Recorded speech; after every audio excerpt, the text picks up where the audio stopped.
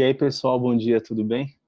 Hoje vamos falar sobre um tema que surgiu ontem, muito importante para a efetividade da nossa execução, que é a diferença entre penhora de crédito e penhora no rosto dos autos. O grande problema que a gente tem aqui nesse assunto é que a penhora no rosto dos autos, na verdade, ela praticamente não existe. E quando a gente faz esse pedido, na verdade, a gente está sujeitando o nosso processo de execução a um fenômeno atípico, apesar de muito comum, e que não tem regras claras no código a respeito do procedimento que se realizará. É como se a penhora no rosto dos autos fosse um bloqueio de um eventual direito que nem se sabe se vai ou não se consumar. E para essa hipótese, o código já traz uma outra solução prática com regras precisas, ótimas, inclusive, introduzidas pelo Código de Processo Civil de 2015, e que resolve muito bem a nossa questão e impede que a gente, se nós as usarmos, impede que a gente fique a ver navios numa execução na hipótese de concurso de credores. Então eu vou explicar aqui o que é e qual é a consequência prática que nós podemos enxergar diante disso. Então, vamos lembrar antes de qualquer coisa que a penhora é um ato constritivo, porque avança sobre a esfera patrimonial do patrimônio do devedor com o objetivo de limitar os atributos daquela propriedade até a satisfação da dívida. É um ato constritivo porque ele não faz com que essa propriedade se perca assim de imediato, mas é um processo até que esse patrimônio, caso a dívida não seja paga, ele passe para o patrimônio do credor ou para o patrimônio de um terceiro que acabe adquirindo esse bem constrito. Então ele é um ato constritivo e aqui vem a chave. A penhora é sempre um ato constritivo condicional. Por que é um ato constritivo condicional? Porque ele está sujeito, porque a penhora está sujeita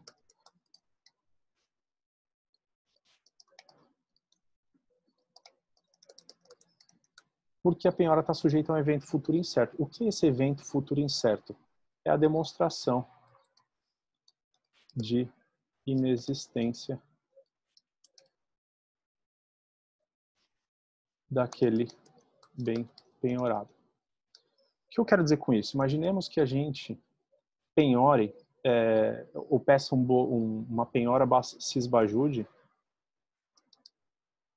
de R$100.000 na conta do devedor. O juiz sabe se tem R$100.000 na conta do devedor? Não. Ele só dá a ordem de penhora, defere a penhora de R$100.000 na conta do devedor, mas isso fica sujeito à existência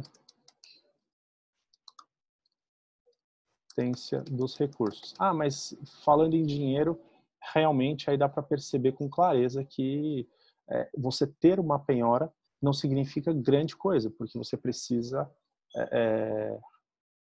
conseguir efetivamente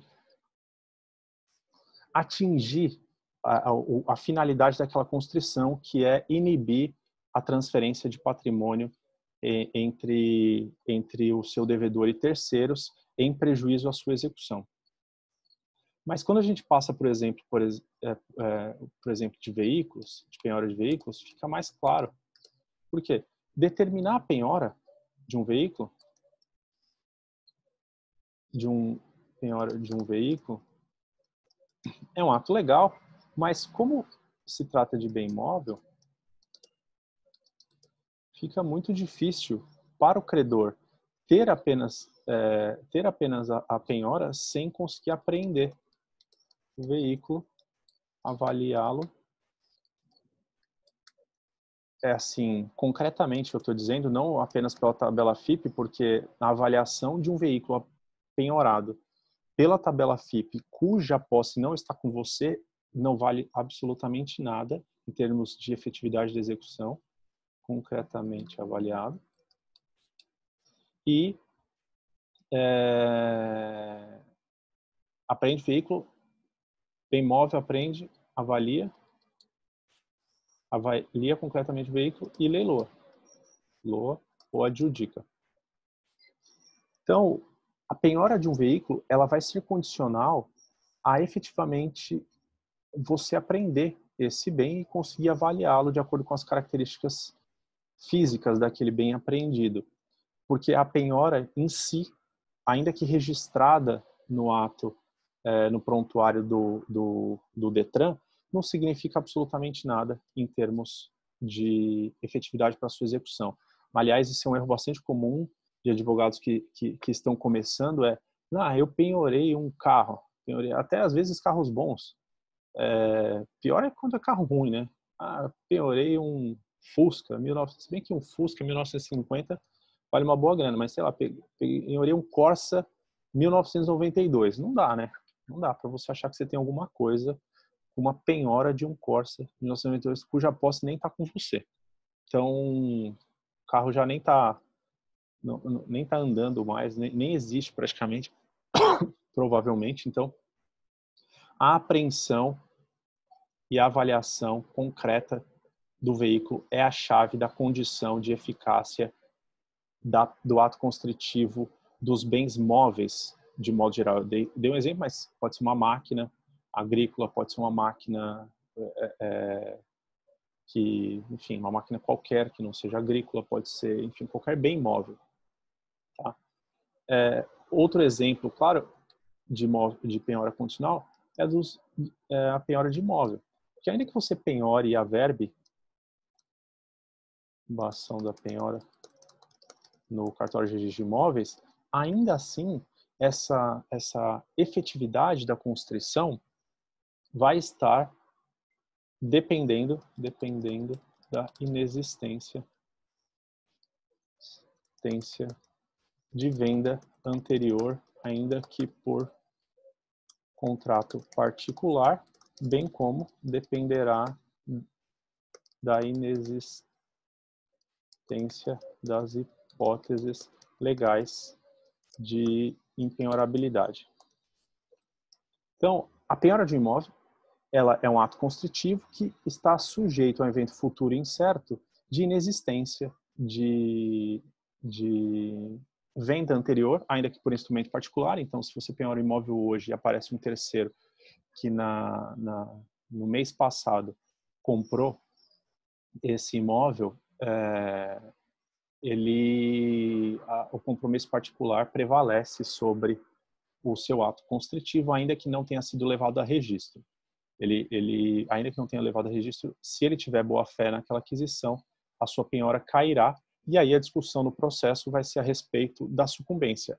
Quem deu causa à propositura daqueles embargos de terceiro por parte desse adquirente por instrumento particular que não levou a registro, às vezes até por escritura pública, mas que também não foi levado a registro. A discussão fica essa no processo, quem vai pagar, acho que súmula 303 ou 306 do STJ resolve esse problema, diz que quem deu causa à propositura é o responsável pelo pagamento da sucumbência, e quem deu causa à propositura, leia-se por aquela pessoa que deixou de fazer o registro, porque se ela tivesse feito o registro da compra no momento certo, o credor teria condição de saber e aí provavelmente ele não teria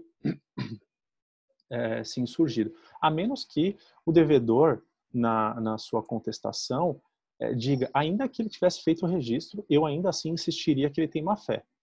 Né? E o juiz entenda que não tenha havido má fé. Aí nessa hipótese, o adquirente pode alegar para o juiz que é aquela causa de sucumbência, que seria a ausência do registro, não prevalece mais, uma vez que o próprio credor deixou essa causa de lado à medida que passou a defender a má-fé do adquirente em qualquer circunstância, ainda que tivesse havido o registro.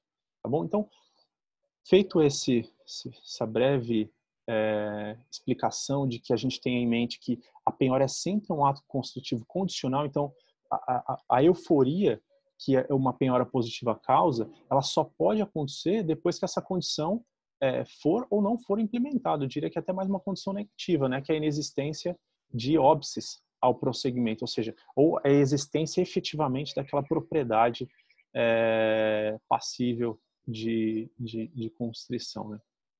Tem aqui agora esse novo precedente do STJ, se eu não me engano, da primeira turma, que é uma turma de direito público, dizendo que qualquer valor abaixo de 40 salários mínimos, ainda que em conta corrente, seria empenhorável. Esse é um precedente importante, muito embora a gente discorde dele totalmente, uma vez que a lei não diz isso. Pelo contrário, a lei é bastante clara em impingir a empenhorabilidade apenas nos créditos que são depositados em cadernetas de poupança, justamente com o objetivo de manter o mínimo existencial das pessoas, e aí o STJ faz aliás, o STJ não, vamos falar da primeira turma, porque isso ainda vai dar muito pano para manga, a gente vai discutir muito esse ponto ainda, até porque em matéria de direito público, os ministros têm um racional, geralmente a pessoa está discutindo com o Estado, geralmente não, a pessoa está discutindo com o Estado ou com algum ente estatal, e aí a discussão fica, o Estado pode penhorar a conta do cara para pagar imposto, enfim, tem uma certa vertente ideológica por trás disso tudo. E na esfera de direito privado, né, que são pessoas particulares ou instituições privadas que estão discutindo a respeito de determinado crédito, a discussão ali fica muito mais paritária, no sentido de que, pô, o cara fez um negócio comigo, não me pagou, o cara pegou empréstimo e não me pagou, e mantém crédito na conta da pessoa física dele, e ele não vai me pagar, qual é o sentido disso, né?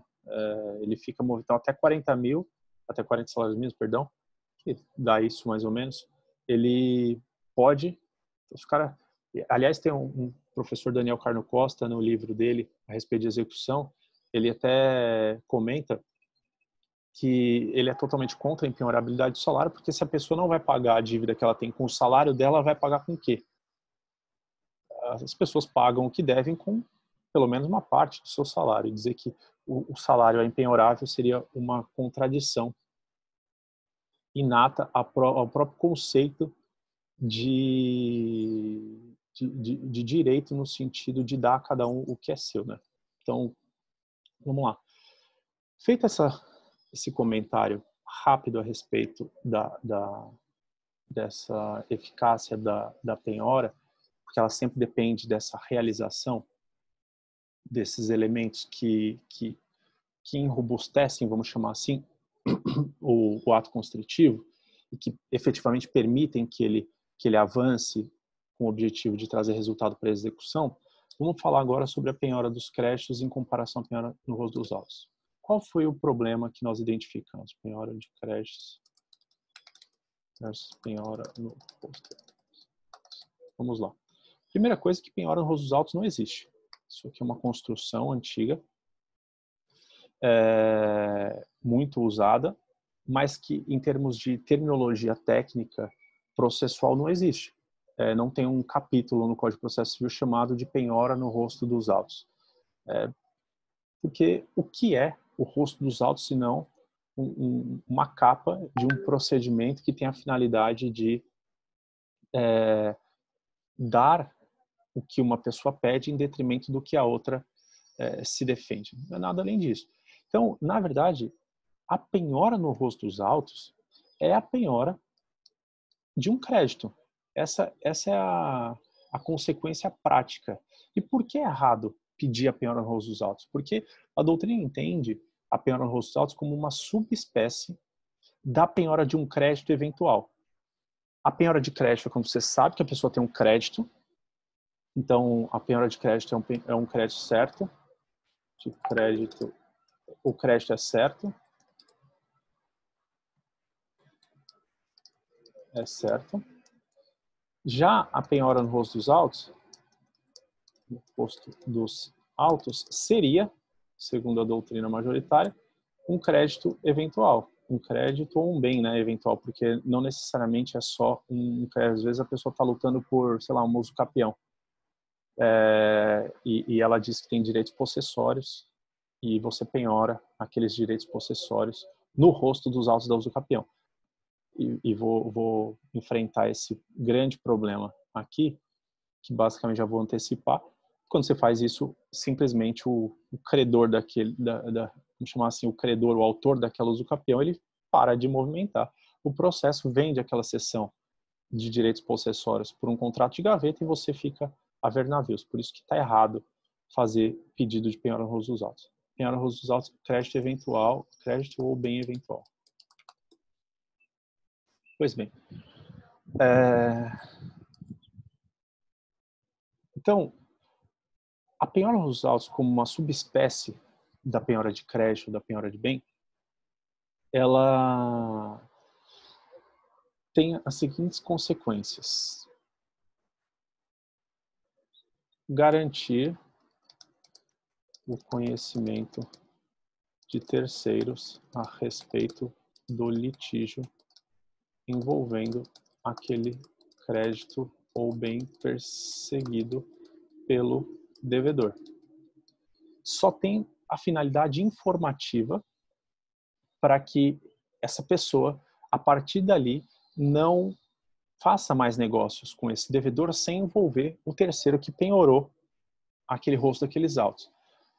Mas um efeito que não tem a penhora no rosto dos autos, e esse aqui é o grande X da questão, é de garantir o direito de preferência. O que o código fala a respeito de direito de preferência? Direito de preferência, aliás, primeiro o que é o direito de preferência? O direito de preferência acontece quando existem duas ou mais penhoras concomitantes sobre determinado bem. Então, nós temos um bem e nós temos 2, 3, 4, 5 penhoras de credores diferentes naquele mesmo bem. E se nós temos 2, 3, 4, 5 penhoras diferentes, de credores diferentes sobre aquele determinado bem, nós precisamos ver quem é, e se aquele bem não for suficiente para pagar todo mundo, a gente vai precisar estabelecer uma ordem de pagamento para aqueles credores. O nosso código é super, como posso dizer, não exaustivo ou não muito claro a respeito desse concurso de credores. A doutrina e a jurisprudência é que fazem um papel combatativo dessas lacunas, mas, em regra, tem direito de preferência quem penhora primeiro. Preferência quem penhora primeiro. E aqui eu chamo a atenção para a palavra penhora porque não é registro. Ainda que você não tenha levado a registro, o seu direito de preferência vai estar garantido pela data da decisão judicial do juiz que te concedeu a penhora daquele direito de crédito. Ou sobre qualquer outro direito, né? Aquele imóvel, aquele carro e tal. É a data da decisão que vai dizer se o seu crédito é anterior ou não. E tem alguns precedentes em situações mais finas, e aí que seria legal que o código tivesse resolvido, é que às vezes uma pessoa pede hoje, um credor fala, olha, eu descobri que o Joãozinho tem uma casa lá na praia. Muito bem. O juiz do processo dele é um juiz que está mais atolado de coisas, é um juiz que não está com tempo para apreciar aquilo naquele momento e ele demora 6 meses para fazer a análise daquela petição. A Mariazinha, que é uma credora também do mesmo devedor do Joãozinho, olha o processo do Joãozinho e fala, opa, o Joãozinho achou um imóvel aqui na praia do nosso devedor em comum. Pega o trabalho feito pelo Joãozinho, leva lá no processo, tira a cópia, leva lá no processo dela e fala, olha, senhor juiz do meu processo, eu achei aqui um imóvel do meu devedor, eu quero a penhora. O juiz do processo da Mariazinha, um juiz que está com mais tempo, ele acaba apreciando aquilo de maneira mais rápida e o juiz do processo da Mariazinha vai lá e defere a penhora 3 dias depois do pedido dela. Ou seja, a Mariazinha, pela regra legal, consegue a anterioridade da sua penhora.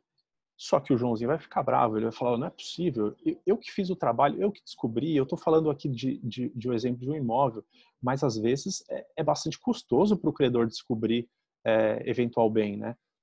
Já tive casos em que eu fiz uma investigação tremenda, consegui cautelares de exibição de documentos, cautelares de produção antecipada de provas, consegui o elemento fulcral que justificava o meu pedido de penhora de eventual crédito, e aí outro credor que estava muito atento no nosso processo, ele acabou pegando isso e levando lá. E aí eu estou discutindo no tribunal a respeito do direito de preferência com base nessa ideia. Ora, o direito de preferência ontologicamente existe com o objetivo de garantir àquele credor mais diligente o direito de receber em primeiro lugar. Se o credor não foi tão diligente, então significa que ele não deve receber em primeiro lugar, ainda que ele tenha tido a sorte de cair com um juiz mais rápido. Então, a rigor, o marco temporal para o direito de preferência é a data da penhora deferida pelo juiz, não tem a ver com registro, essa é uma confusão que muitas pessoas fazem. Independentemente do registro, é a data da penhora que marca esse lapso temporal da sua preferência. Então, se você consegue penhora no dia 1, você é o primeiro, se o outro credor consegue no dia 2, ele é o segundo, e assim sucessivamente.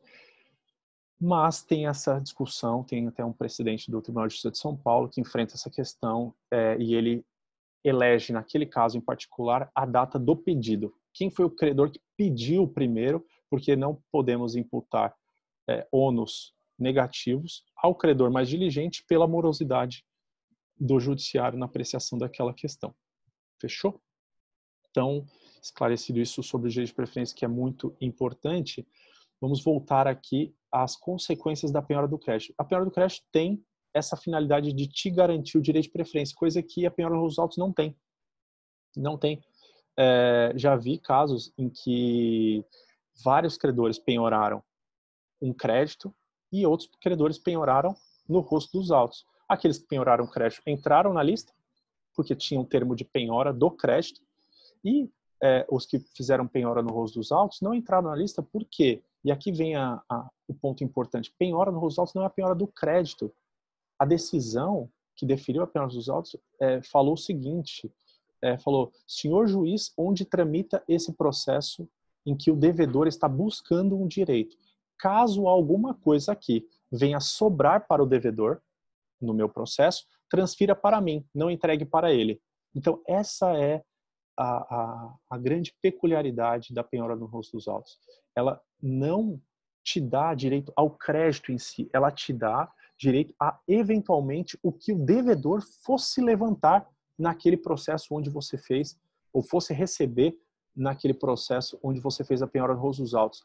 Isso precisa ficar muito claro para que a gente nunca mais erre fazendo pedido de penhora no rosto dos autos. Não usem a palavra rosto dos autos, esqueçam isso. Isso remete ao juiz. Já fiz pedidos de penhora de crédito em que o juiz defira a penhora no rosto dos autos.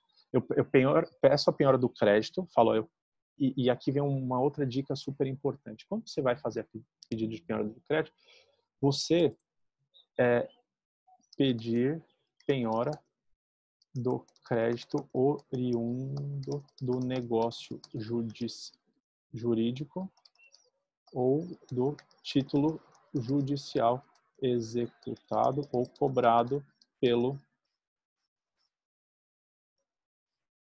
devedor. Aliás, mais do que negócio jurídico, né? Vou colocar aqui ato jurídico, negócio jurídico, porque aqui dentro de atos jurídicos nós teríamos também os atos ilícitos como fonte de possível direito reparatório pelo nosso devedor, tá bom? Porque às vezes ele foi vítima de algum dano e está buscando uma reparação, e aí você penhora o direito reparatório que ele busca naquele processo, tudo bem? Então, nós precisamos sempre pedir a penhora do crédito oriundo do ato jurídico, comunicando-se ao juiz dos autos número X, em que o aqui devedor discute esse negócio a respeito da penhora ora deferida, para gerar conhecimento dos terceiros, para gerar conhecimento de terceiros erga omnes. Então, fazendo isso, você gera o conhecimento de todas as pessoas. Não vou nem chamar de erga omnes, porque seria o conhecimento das partes envolvidas naquele processo, né? Mas conhecimento de terceiros e não erga omnes, não é para todo mundo, porque quem não está naquele processo não tem como ficar sabendo dessa penhora que você conseguiu. Beleza? Vamos ver se tem mais alguma outra coisa que eu queria dar de toque a respeito de penhora no rosto dos autos. Acho que eu já falei tudo. Devemos evitar, abolir, inutilizar por completo penhora no rosto dos autos. Devemos prestigiar a penhora do crédito de um ato jurídico, negócio jurídico ou do título judicial, especificando isso no pedido, que o devedor possui, apenas comunicando. Essa é a chave. Comunicando ao juiz onde essa discussão tramita a respeito disso. E aí o que faltou dizer é o efeito legal, e aqui a lei foi maravilhosa nesse aspecto. O que o artigo 857 diz? Aliás, eu vou trazer aqui toda a sessão, porque é uma sessão super curta e vale a pena a gente ler junto. Toda a sessão que o código traz a respeito da penhora de créditos. Vamos ler junto e eu vou dar enfoque no artigo 857. Logo mais, vou até grifar aqui para que a gente lembre dele, mas vamos ler junto aqui. Artigo 855. Quando recair em crédito do executado, enquanto não ocorrer a hipótese prevista no 856, que é o que a gente vai ler daqui a pouco, né? Considerar-se-á feita a penhora pela intimação. Então, a penhora é considerada feita pela intimação ao terceiro devedor, para que não pague ao executado, ao executado, credor do terceiro, para que não pratique ato de disposição do crédito. Então, se a gente precisa notificar o executado para que ele não venda para um terceiro esse crédito. E quais são essas hipóteses previstas no 856? A penhora de crédito é representada por letra de câmbio, nota promissória, duplicata, cheque ou outros títulos, e aqui vem tudo mais, né? Qualquer outra coisa, far-se-á pela apreensão do documento, esteja ou não este em poder do executado. O que acontece? Isso aqui é um ponto importante, porque basicamente a gente não tem mais documentos físicos, né? E se o cara for credor de uma duplicata mercantil protestada por indicação, não tem mais documento físico. E se a certidão de protesto seria o documento? Não é. Se ele for credor de uma duplicata escritural, se ele for, muitos países já nem existem mais cheques físicos, né? Nota promissória, Jesus, achar esse documento, você conseguir esse documento, difícil. Mas aqui o parágrafo primeiro é que vai resolver esse problema. Se o título não for apreendido, mas o terceiro confessar a dívida, será este tido como depositário da importância. Aqui resolve todo o problema, no sentido de que, olha, penhorou, mas você não apreendeu o título, tem problema nenhum. Se o credor não impugnou a existência, se o devedor do seu devedor não impugnou a existência daquele crédito, ele vai ser considerado como um depositário da importância. E aqui vem depositário da importância, todas as regras de depósito judicial. Depositário judicial, não é mais possível a prisão do depositário judicial, mas ele tem vários ônus, inclusive o ônus de responder por perdas e danos caso ele não pague. E aí a gente precisaria de 1 hora para explicar esse ponto aqui, porque isso é bastante comum. Você penhora o crédito que o seu devedor possui contra um terceiro, esse terceiro fala, realmente, eu não nego que eu devo, mas, veja bem, vou pagar quando eu quiser, quando eu puder. E o que você faz? Se você pede na sua execução constrição do patrimônio desse terceiro, os juízes não deferem, porque eles falam, olha, esse terceiro nem é parte dessa lide, eu não posso sair penhorando o crédito desse terceiro, penhorando bens de um terceiro que não faz parte de uma lide. Tenho muitas ressalvas a respeito desse posicionamento, eu acho que ele é absolutamente legal. Vou dizer o motivo porque eu acho que ele é legal, porque em poder, deixa eu pegar aqui o artigo 790, eu vou reproduzir ali também só para fazer um ponto rápido a respeito do porquê eu acho uma nota de rodapé aqui. Por que eu acho isso um absurdo completo? Vou colocar uma nota de rodapé a respeito desse tema.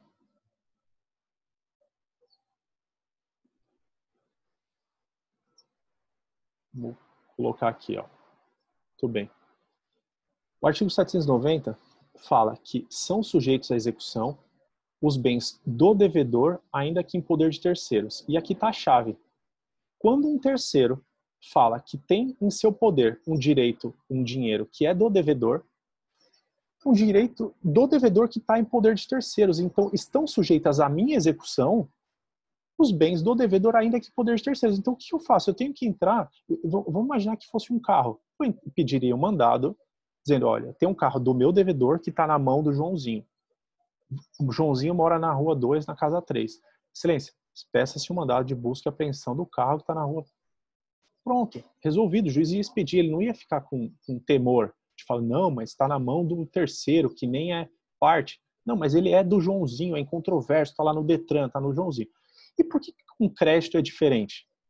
Porque se eu penhoro um crédito, o Joãozinho não nega que deve para o meu devedor aquele crédito, e eu peço a penhora do bem do meu devedor na conta do Joãozinho, e o juiz fala, não, não posso. Aí é um terceiro ali. A conta dele é como se fosse a casa dele. É o lugar onde ele guarda o bem do meu devedor. E se ele não sumiu com o bem? Que repare o dano. Então, ele tem uma casa que vale o mesmo crédito que salva a impenhorabilidade, mas ele tem, sei lá, um bem qualquer, ou uma casa que não seja impenhorável, que vale o crédito que ele deve para o meu cliente, penhora a casa do cara até o limite do crédito confessado nos autos. Então, eu acho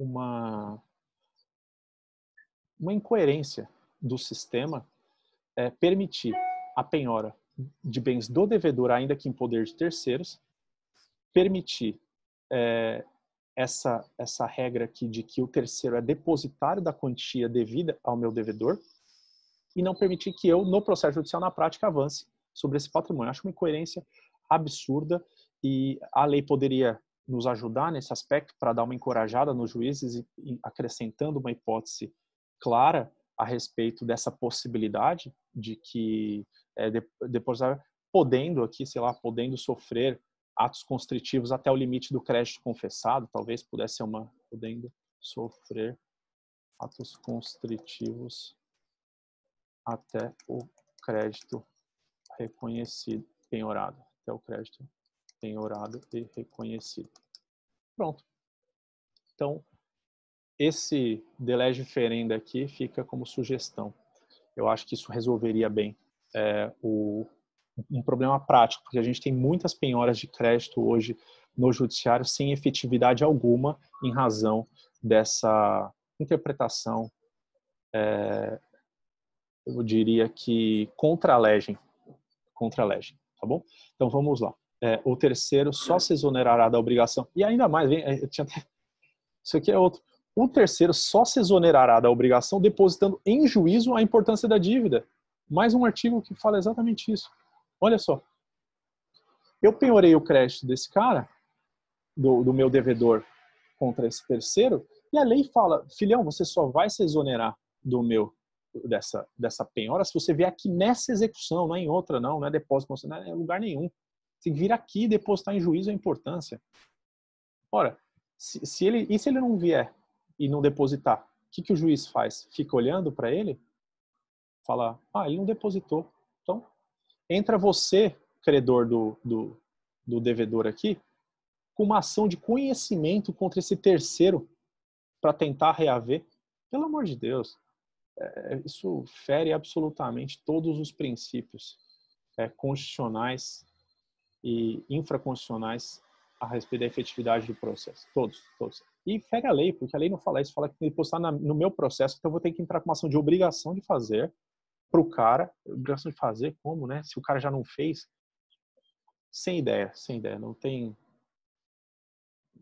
sentido. Muito mais prático, podendo sofrer atos constritivos até o crédito penhorado e reconhecido. O cara reconheceu que deve, não pagou o terceiro, né?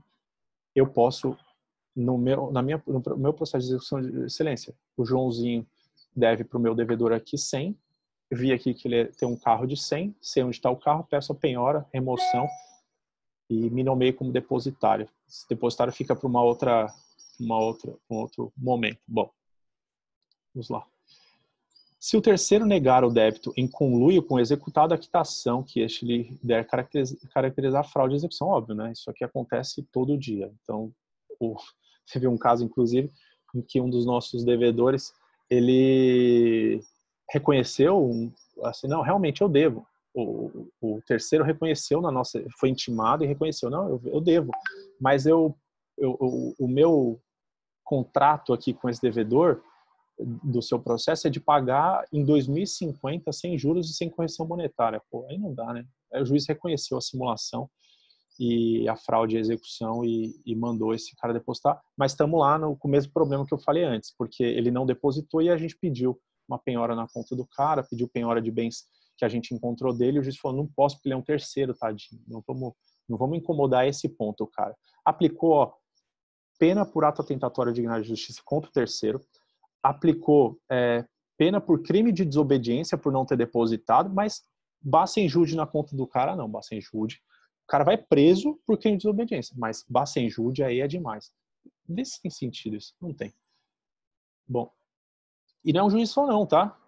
Dezenas. E o tribunal confirmou, falou, não, conta de terceiro não podemos mexer, vamos mandar ele preso, mas mexer na conta dele, isso aí é demais. Enfim, me exalto, desculpa aí. A requerimento do exequente precisa determinar o comparecimento em audiência do executado terceiro a fim de lhe tomar depoimento, se isso for necessário, isso é super útil, apesar de pouco prático, a gente deve provocar essa audiência, se começar com muito mimimi ali, a gente já bota todo mundo na frente de hoje e já percebe quem está mentindo, já resolve. E aí vem o ponto fulcral do que eu queria falar, que é feita a penhora em direito e ação do executado, e não tendo ele oferecido embargos ou sendo estes rejeitados, o exequente ficará subrogado nos direitos do executado até a concorrência do seu crédito. Muito bem. Gente, isso aqui é o coração do problema. O que é subrogação? Subrogação é a transferência da titularidade de uma posição contratual em quitação a uma obrigação. Então, quando eu me subrogo, o meu devedor tem uma posição ativa em um contrato com um terceiro e de direito de crédito ou contrato, um processo, numa relação jurídica, para usar aqui um termo do Perlingieri, e eu me subrogo, eu entro no lugar do meu devedor, o meu devedor sai daquele polo da obrigação e eu passo a ser o titular efetivo. Então, o que nós temos que fazer e fica aqui como a dica máxima de hoje? Feita a penhora do crédito, juiz deferindo, não tendo o nosso devedor apresentado embargos, e nem ele tendo sido rejeitado, nem tendo vindo o terceiro aqui dizendo que não deve mais nada, que já pagou, ou seja, se ele não falar nada ou se ele vier e confirmar que deve mesmo, imediatamente a gente deve pedir, tanto no nosso processo quanto no outro, a declaração de subrogação. Fala, excelência, eu me subrogo. Ah, mas Hernani, se eu me subrogar, então eu vou ter que abater do meu crédito, que eu estou executando no meu processo, aquele crédito que eu me subroguei? Não, aí vem o parágrafo primeiro para resolver esse problema. Por quê? Porque, na verdade, você está subrogando numa expectativa de direito. Você só vai ter que abater da sua execução quando você receber lá. Não é o parágrafo primeiro, não. É o segundo aqui, ó. Aqui, ó. É o segundo. A subrogação não impede o subrogado, ou seja, nós, né, os credores, se não receber o crédito do executado, de prosseguir na execução nos mesmos autos penhorando os outros bens. Então, significa que se eu não receber o crédito no qual eu me subroguei, eu posso continuar minha execução aqui normalmente pelo valor integral dela. Eu Aliás, vou manejando e continuo nas duas execuções. A que eu receber primeiro eu abato, até o limite do meu crédito. Fechou? Isso aqui é super importante, super útil, então a gente precisa fazer esse pedido de subrogação.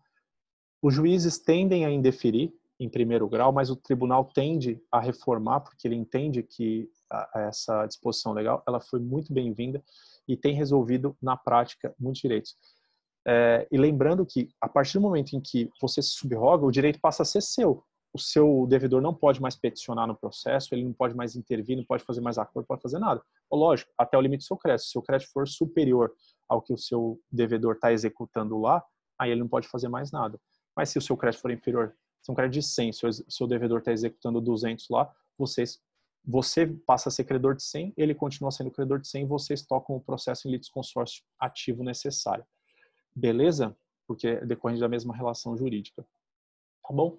Ficou mais extenso do que eu imaginava esse vídeo, achei que ia ser bem mais rápido, mas é que é um tema super importante, com muitas peculiaridades práticas e ainda permitiria que a gente falasse, e vamos falar em outros estudos que a gente fizer por aqui, beleza? Gente, valeu, boa semana a todos, um abração.